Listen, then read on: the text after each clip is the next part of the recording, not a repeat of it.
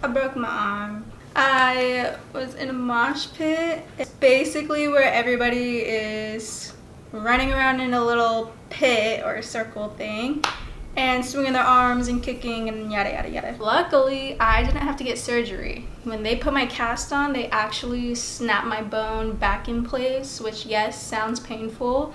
It is, but I don't have to get surgery now. Recently I've been on a hyperfixation of camcorders, like the handheld camcorders. Dad was like, oh, we have a camcorder. What? I need to see this.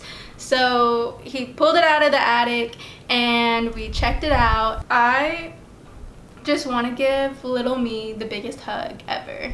Watching these videos, I'm like, oh, like that's who I was, or that's how I act. Especially with working with elementary school kids nowadays. See the personalities that come out and the different ways they interact with their friends or when they're by themselves focused. Like, it's so cute and funny seeing all the personalities. And it gets me questioning, like, who was I when I was in like 3rd grade, or when I was in kindergarten, or when I was in 5th grade, you know? So yeah, it was fun watching these. I think they only go up until I'm in 2nd grade. So enjoy! We're playing the old tape. Yeah, it's like our house. Yeah, look at the. Yeah, look at that's okay. Today is November 3rd, Carson and Kylie's adoption day. We're here just standing around waiting for the grandparents to get here so we can get to the courthouse and these kids adopted. Say hi, Kylie. Say hi. Bye-bye. Night-night.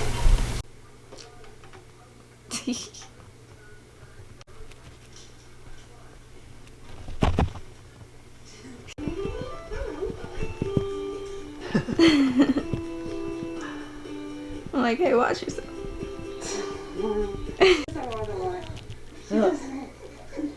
All you can see is this big bundle of hair. Oh, Carson. Watch it. You're like. Hey, put your arms out so Kylie walks you. Look at big brother. Go walk to big brother. No, we can. Walk to collar.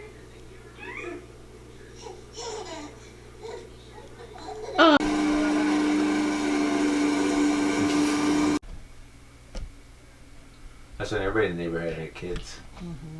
Mm. Is that Brookie?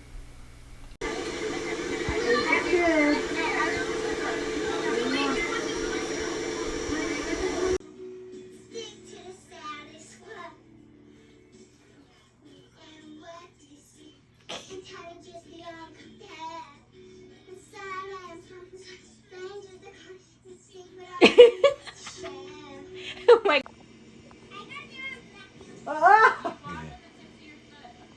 That is so cute. Oh, that is a swing set back there.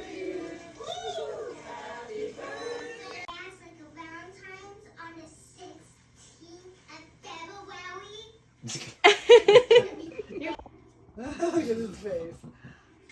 Look at that. Noisy.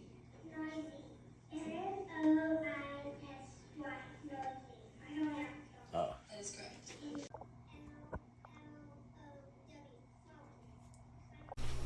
This was me and one of my BFFs at the time in elementary. We tried to take our shoes, but we couldn't make them stay. We also couldn't tie our shoes. We fumbled with a lace. So cute. This was Miss Barrett's class, 2nd grade, Terrace View Elementary. And yeah, my pants were inside out.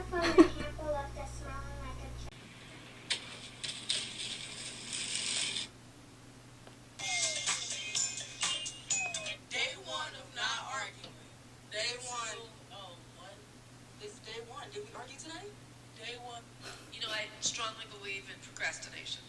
I think it's one. And here we have more extremely optional activities in China for another episode of Minad This. And honestly, you can't convince me that China doesn't have some kind of like culling process going on. Because there's easier. I'm so protective of my children. I refuse to have, like, I just can't let nothing happen to them at all, so I'm just not going to have none of them. I'm so protective. That is cool, but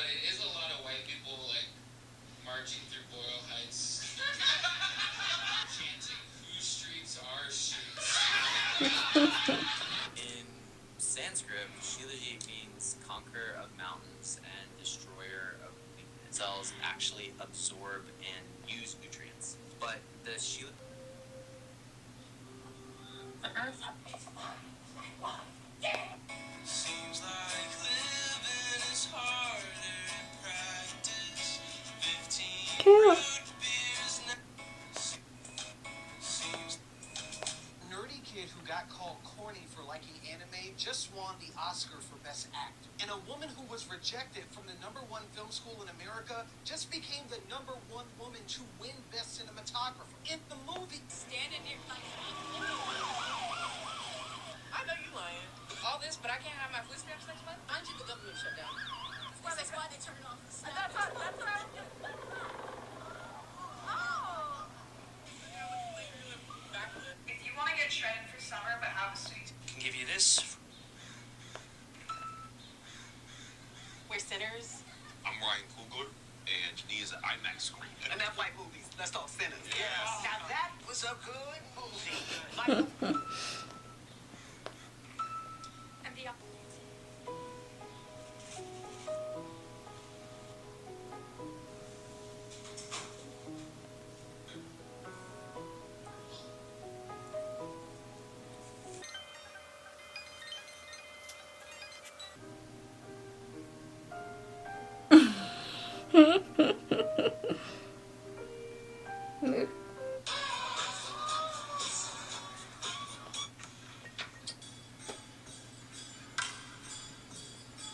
We're just nominated for end up.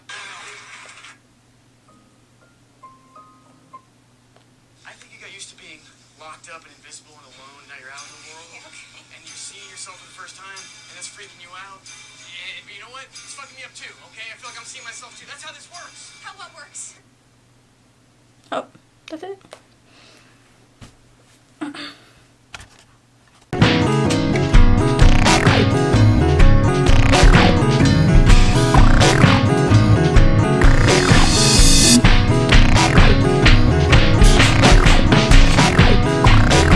These are some of the books that I am reading currently. I am the type of reader that I have to have like 3 to 4 books on the roster because my brain will get bored. It's also a matter of I see a book while I'm reading a book and I'm like, oh no, I have to open the pages and read what's on these pages like right now. I have been reading this one. I got this last year in, was that October? Yeah, October. And this is the 13 Original Clan Mothers. This is an indigenous teachings on sisterhood and femininity. Yeah, I really like this one. This is a book that has propelled my journey with the Red Path and getting connected with indigenous roots. So as I picked up this book, I found it at a powwow actually. I like to try to go to a powwow at least once a year. And they have tons of local ones like in San Bernardino and in Riverside. So if you ever get a chance to go to a powwow, please do. I'd highly recommend it. When I had bought this, the woman who was selling it is also part of a women's circle. So she saw me pick up this book and she invited me to come to the women's circle. I'm really excited I came across this book, and I've learned so much about connecting with Mother Earth, with myself, with spirit through this book. So if you're really interested in that and you're interested in diving more into your femininity, this is a really good read. Speaking on diving into femininity, I also have this book, Women Who Run with the Wolves. This has been a really like huge eye-opener for me. Even within the first like 2 chapters, I was just like, oh my gosh, I am the way I am because of these things. But now I have the language and tools to change that so I could be my best self. So this book is definitely like a self-transformation book, and it deep dives into femininity. This one specifically is about the wild woman. Like the first chapter is talking about a woman's naiveness and how to essentially overcome that so that we aren't controlled or we aren't taken advantage of, or so that we can make honest and good decisions for ourselves without feeling like we have to make a decision for other people. Like, it's really about putting ourselves first. So that's like a little glimpse at the first chapter. And I like the way she connects it with fairy tales, which doesn't demean the meaning at all. It doesn't make the meaning of it seem like small or just like childish. It seems like these stories have been told to us throughout lifetimes and lifetimes, so it feels rooted in this sense of ancestry. So it just is a treasure gold of stories and information. So I highly recommend this book, especially for you femmes out there. And for my last book that I have on my roster, this is Trauma and Recovery. This one hit deep in the first chapter, like, again, speaking on women and how women have been traumatized so much throughout history, throughout life, within science. Trauma, surprisingly, is a newer concept. Like, if you think of post-traumatic stress disorder, that was recently discovered and labeled as PTSD, specifically just for veterans back in like the 1970s. That was like 50 years ago. But research has been going on about like trauma and like what it is. It was at first deemed as hysteria, and that was labeled for women specifically. So yeah, you can imagine like the history of that with women. The social stigma of all of that, connecting with women. Yeah, so it deep dives into that a little bit in the first chapter too. It talks about that history. I am only on chapter 3. I think I'm on chapter 3, y'all.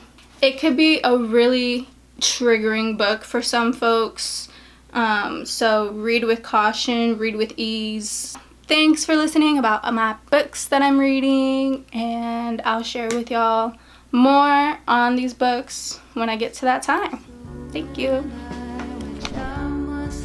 I wanted to share with y'all some of the art that I'm making. I am right-handed, so it has been a fun challenge creating with just my left hand. This painting came to me as a really interesting vision when I had broken my arm.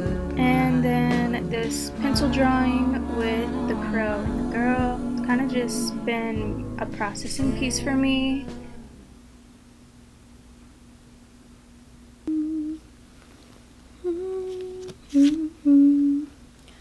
Ooh. This is the Eight of Pentacles. It is about learning something from somebody, or being the teacher and someone is learning from you. I love the cauldron here.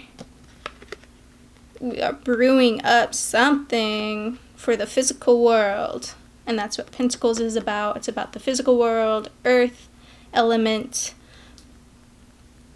also about money, and could be abundance in learning, could be abundance in gaining certain material items. I'm gonna say this one particularly is about abundance in knowledge and wisdom. Yeah, if this card resonates with you, let me know.